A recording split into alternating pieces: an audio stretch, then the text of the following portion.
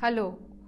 We start today with historical materialism, which is also Marx's method, sometimes even referred to as dialectical materialism, although a much more accurate way of saying it is historical materialism. So, in order to get into Marx's method, I want to first go back to the thesis on Feuerbach, because it is here that Marx actually starts to develop what his conception of materialism is. Remember, we spoke about how Hegel is an idealist, Feuerbach is a materialist, but he is not as strong a materialist as Marx would like him to be. And therefore, Marx goes ahead and writes the thesis on Feuerbach, which is a very elegant piece of work, like a very short piece of work. It has 11 points, and I haven't listed all of them up. You can always go back and read them on the Marxist Internet Archive. Here I want to list a few where I think you start getting a sense of what Marx is heading towards in terms of developing his conceptualization of materialism. So the thesis 1 is the chief defect of all hitherto existing materialism, that of Feuerbach included, is that the thing, reality, sensuousness is conceived only in the form of an object of contemplation, but not as human sensuous activity, not subjectively. So here his issue with Feuerbach is that Feuerbach does tell us, for example, in his Essence of Christianity, that God is an idea created by human experience of alienation, but he says that the kind of alienation is more in the mind, or it is a object of contemplation, whereas Marx wants to situate it in the sensuous reality, in action, in movement, and he finds for that Feuerbach's notion very static. Let's look at the second thesis. He writes, the question whether objective truth can be attributed to human thinking is not a question of theory, but it is a practical question. If you read Marx and you will and try to follow his logic, you see that he is grounded in practice, in the everyday. And today also, in some of the quotes that I have from Marx, I will show you what he really means when he's talking about practice or practical question. We also will speak a little bit about how the notion of objective truth or truth itself is conceptualized in Marx and in the other thinkers. Thesis 3, the materialist doctrine that men are products of circumstances. This is Feuerbach's and the other young Hegelians that are talking about materialism, but they are making humans as products of circumstances, not so much as agents of change. Whereas Marx wants to insist that it is men who change circumstances, a very, very dynamic conception. Thesis 9, the highest point attained by contemplative materialism, that of Feuerbach, that is, materialism which does not comprehend sensuousness as practical activity, is the contemplation of single individuals in civil society. Now we come to know why is this conceptualization bothering Marx so much, because for Marx, he is seeking the social collective. Focus on the individual is highly problematic for him, because it does not allow the community to come together. Further, the first section of the German ideology, which both Engels and Marx co-write, also has a slightly more developed version of the critique of Feuerbach, and in that he writes, as far as Feuerbach is a materialist, he does not deal with history. And as far as he considers history, he is not a materialist. With him, materialism and history diverge completely, a fact which incidentally is already obvious from what has been said. The 11 points, and the 11th one I already spoke about in one of my previous lectures, was the notion that philosophers have only contemplated on the world, but the point, however, is to change it. So Marx's conceptualization of materialism and history are both very, very dynamic. And since we are speaking about the dynamism inherent in these concepts, I want to come back slightly to the idea of dialectics. We spoke about it in our previous lecture. Dialectics in Greek philosophy, where the term originates from, largely refers to the fact that things can be a process, that that there is change and process and dynamism, dialogue, and through that the development of ideas. Hegelian dialectics, even though I mentioned he does not really use the term, is also about the notion that ideas and the contradiction within ideas change history, but he's particularly interested in what is the essence of that change. And in order to get to that essence of the change, he takes one example, and that is of the master-slave dialectic.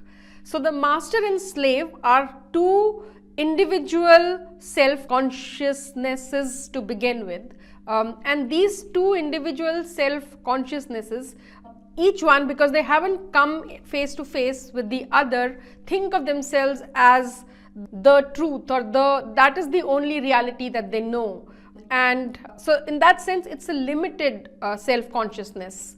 When they come face to face with each other, that is a time of conflict and contradiction, and oftentimes a very, very violent fight.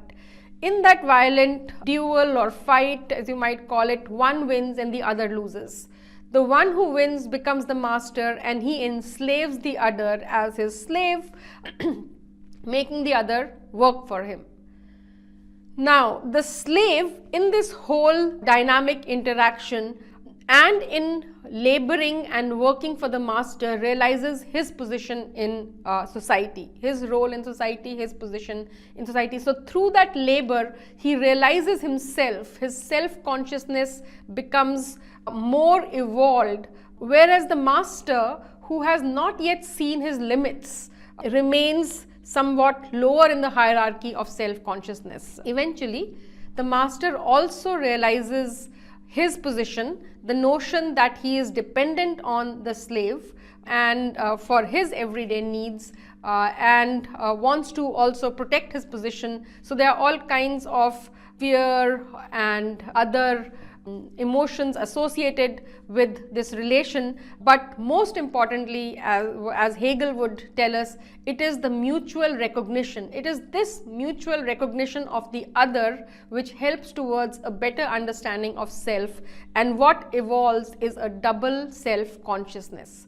So this idea that it is through an interrelationship that we know ourselves is very important, and this is what Marx also takes as his understanding, in his understanding, but he changes it from just an idea thing to a material thing.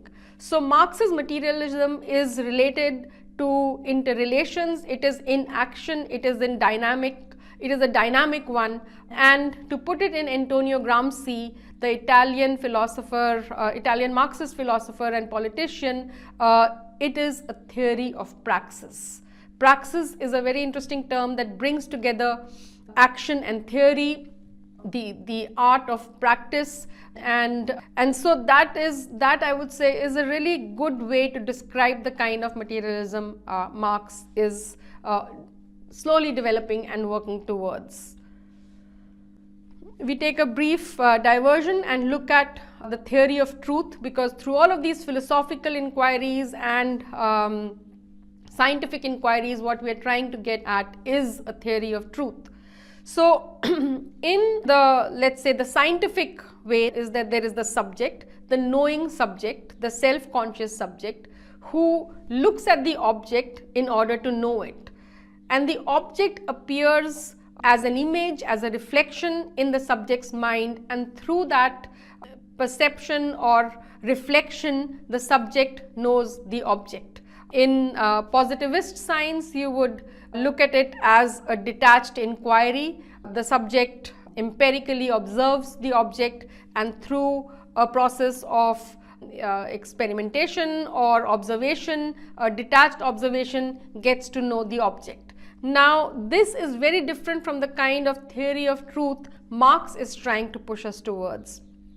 He says that the subject and the object are in fact can only know each other through an interrelationship. They are held in tension with each other, and through the interaction between the other is when we constitute itself.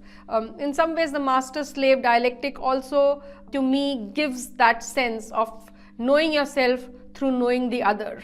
And this is also at some point by the Frankfurt School referred to as the force field of tension between the subject and the object that enables the knowing. Now, this is the time when Marx is shifting from the philosopher Marx to the social scientist Marx. And through my next few slides, I think you will very clearly see that transition. It moves from the thesis on Feuerbach to the German ideology to Grundriss and eventually Das Kapital. And these and the works in between actually mark a transition in Marx from being closer to philosophy and then being really invested in the scientific method, in evidence, empirical observation, and rational logical thinking.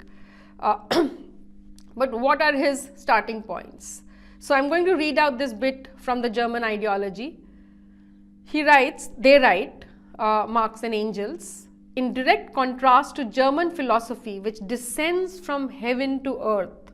Here we ascend from earth to heaven. So we want to root ourselves in the material reality of the earth, and through that we will know the higher truth. That is to say, we do not set out from what men say, imagine, conceive, nor what men narrated, thought of, imagined, or conceived in order to arrive at man in the flesh.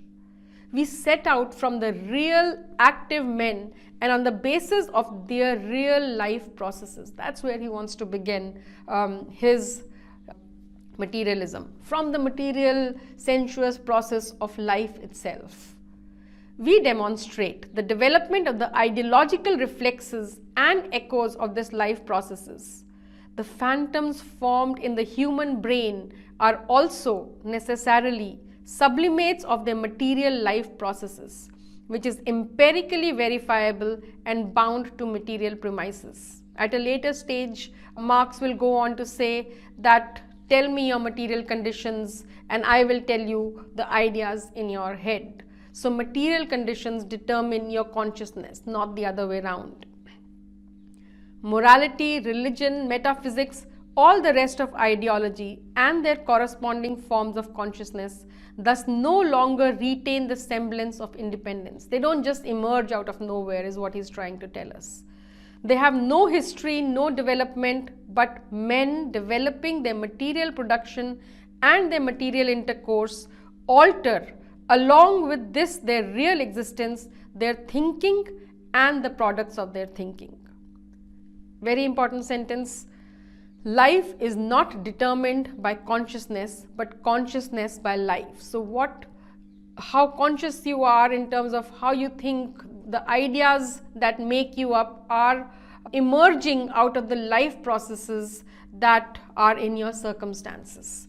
So here he is still in German ideology, very much developing this idea, and you will see how it becomes very logical and empirically based as he moves to Das Kapital, which we will do in the next few lectures. So where should you begin? Now that you want to study consciousness and the material reality, where do you begin? And here I think this is where Marx becomes a social scientist, because he's giving us a way to study human consciousness sociologically, and he does that by then focusing on the human social material conditions and through that understanding human consciousness. So we must begin by stating the first premise of all human existence and therefore of all history. The premise, namely, that men must be in a position to live in order to be able to make history. Quite obviously, I mean, you have to exist, you have to live in order to make history. And then what do you need in order to live?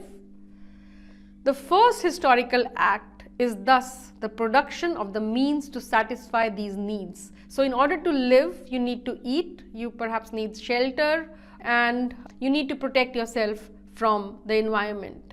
So for these basic needs, you need to produce the items required for these basic needs. And this is the first historical act, according to Marx. The second point is that the satisfaction of the first need, the action of satisfying and the instrument of satisfaction which has been acquired, leads to new needs.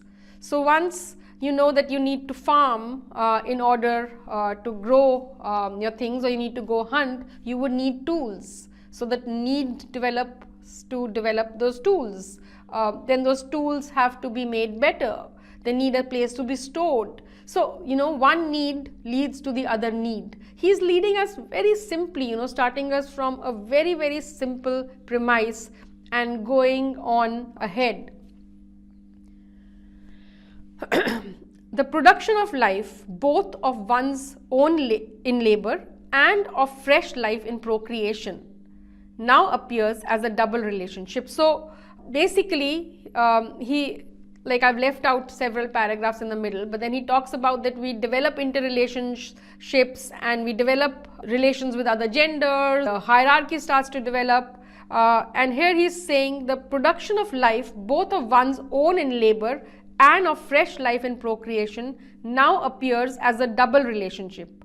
On the one hand, as a natural, on the other, as a social relationship. So you start to develop social relationships.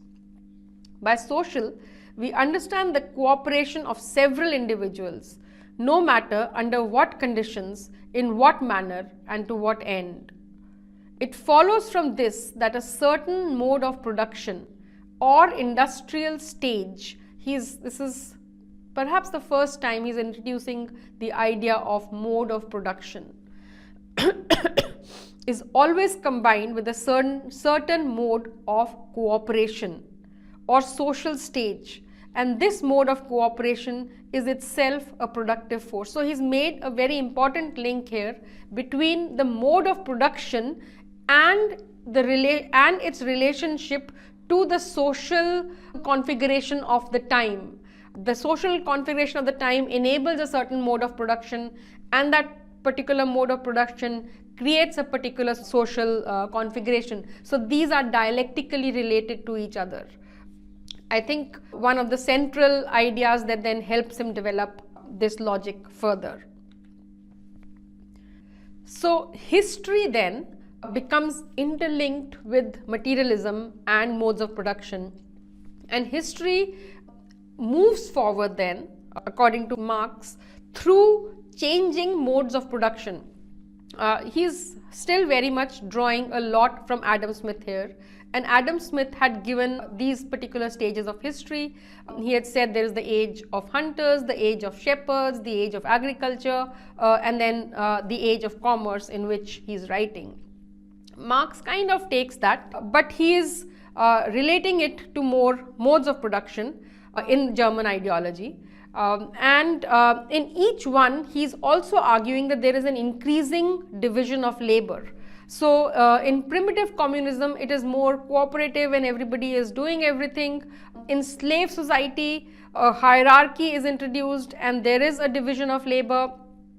In feudalism, the division of labor increases. However, in German ideology, he stops at feudalism, and he's a bit unsettled because he understands that around that time we also have the Dark Ages.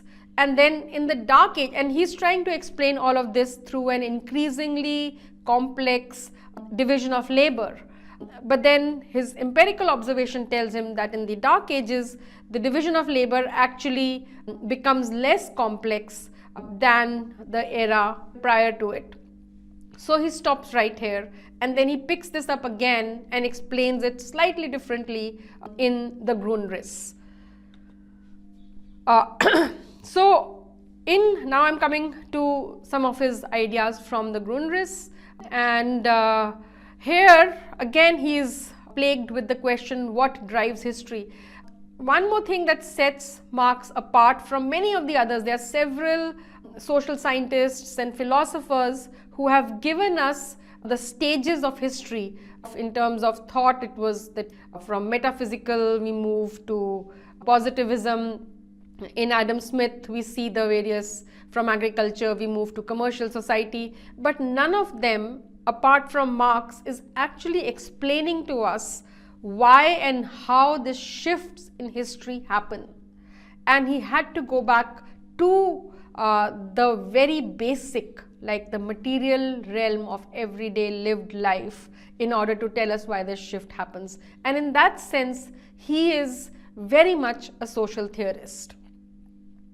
His conception of history is also very different from several other conceptualizations of history. From our school textbooks, we've also all studied history, but largely, at least the time that I was growing up, history was largely a history of emperors and kings and great palaces and immense war. We rarely ever, at that point at least, got to see history as what is it that the everyday life was like. How did people build, like regular people build their homes, what kind of tools did they use to farm, what did they eat. That was not the kind of history I studied growing up, and I think some of that has changed now. But Marx is writing at a time where history is still very much a history of empires, but he wants to bring us to a very different way of understanding history. Also, he wants to bring us to a history which is not just about the change in terms of ideas, the Hegelian notion, but to a change in our modes of production, how we live life. In Grundriss, and here some of these ideas I'm presenting from this one part of Grundriss, which has been translated, and the introduction is by Eric Hobsbawm, a British social historian, in the book called Pre-Capitalist Economic Formations. So here in this text, Marx understands history as a gradual shift towards private property. So in Grundriss, Marx is really trying to also address what drives history, apart from coming up with several of the ideas that would be central to the writing of Das Kapital, which we will discuss in the next couple of lectures. But for today's topic, I want to focus on his understanding of history and how that develops. So here he is no longer just talking about division of labor, he is looking at division of labor in relation to private property. So he looks at history as a gradual shift towards private property, and as it becomes more complex. So how does that happen? Is private property he sees as the separation of the laboring subject from the objective conditions of labor, and through that separation, private property emerges and history moves forward.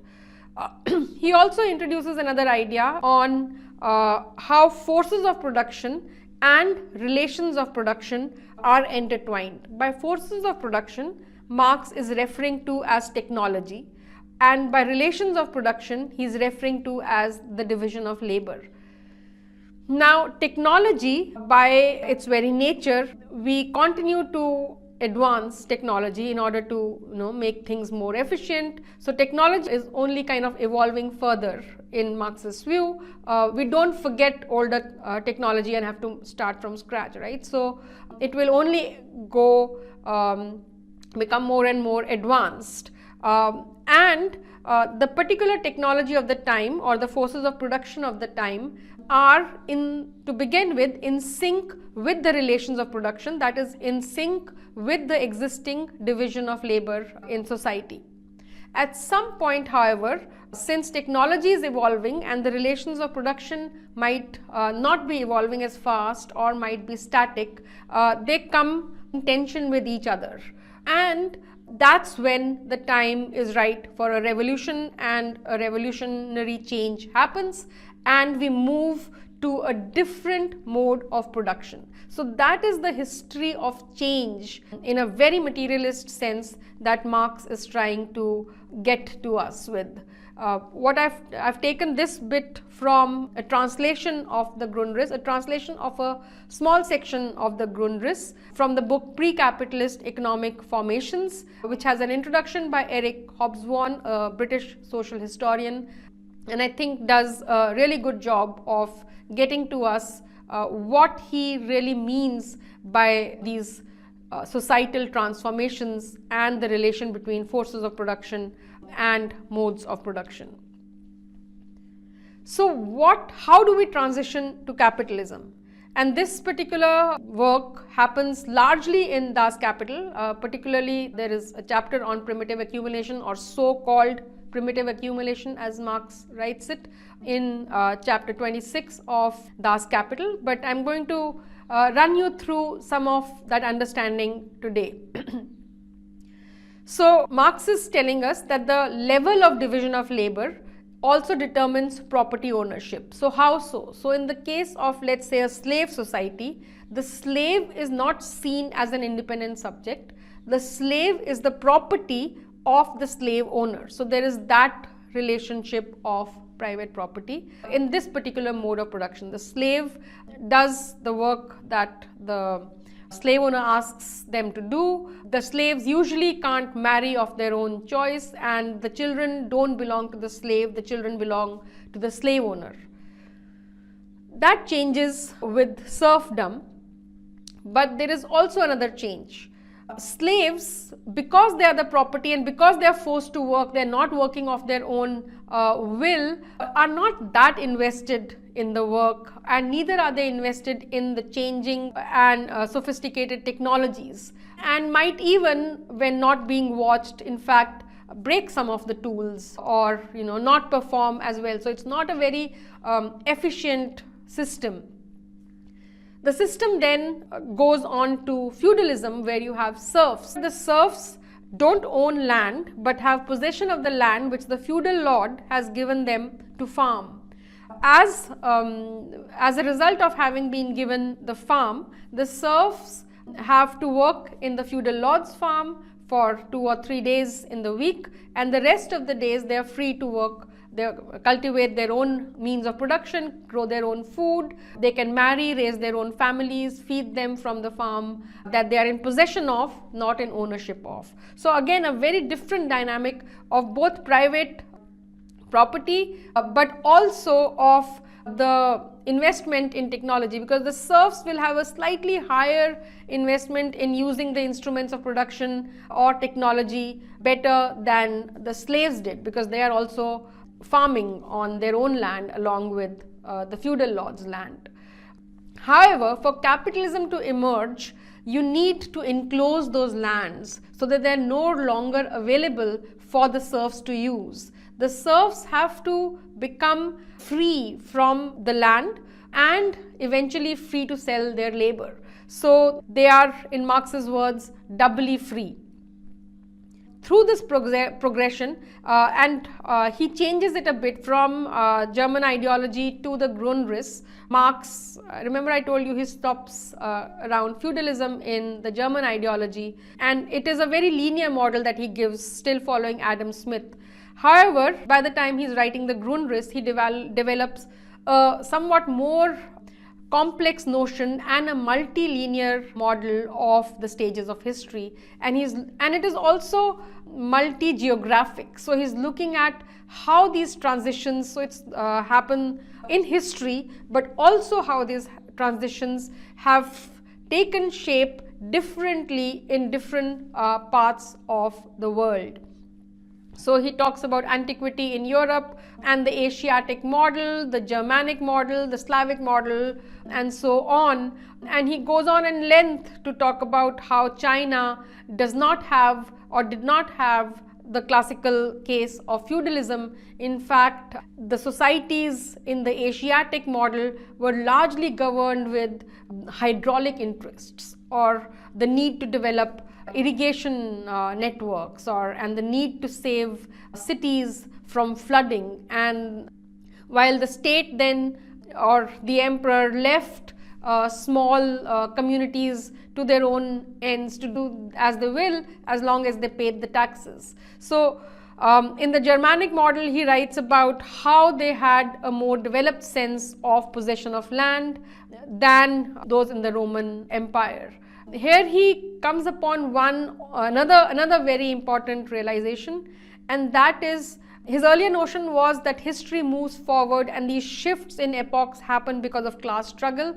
And here, when he sees that Rome fell because of invasions, he also comes up with the idea that it can be a change triggered by an external force. So he brings in more nuance into his argument. But more importantly, in the context of how we develop towards the capitalist society, he wants to emphasize the notion of primitive accumulation, the so-called primitive accumulation, which is that the transition to capital required the separation of producer from the means of production. The serfs had to be freed of the land, pushed into cities, forced to sell their labor in order for factories to begin producing for the capitalist. So I will end today's class by reading this quote from Das Kapital, which we will now take on in the next few lectures. He writes, "The immediate producer, the laborer, could only dispose of his own person after he had ceased to be attached to the soil and ceased to be the slave, serf, or bondsman of another. To become a free seller of labor power, who carries his commodity wherever he finds a market, he must further have escaped from the regime of guilds, their rules for apprentices and journeymen, and the impediments of labor regulations. Hence, the historical movement which changes the producers into wage workers appears on the one hand as their emancipation. They become free. It is an ironical freeing though, from serfdom and from the fetters of the guilds, and this side alone exists for our bourgeois historians. But on the other hand, these new freed men become sellers of themselves only. After they had been robbed of all their own means of production and of all the guarantees of existence afforded by the old feudal arrangements. And the history of this, the expropriation, is written in the annals of mankind in letters of blood and fire. He wants to remind us that this process of primitive accumulation was, and one could argue is, a very, very violent process. It's a dispossession, and it's a dispossession in which the state itself is also complicit in various ways, through enclosure acts, through anti-vagrancy laws, and several others, especially in the English and the European context. So let me end the lecture here today. I'll see you in the next class. Thank you.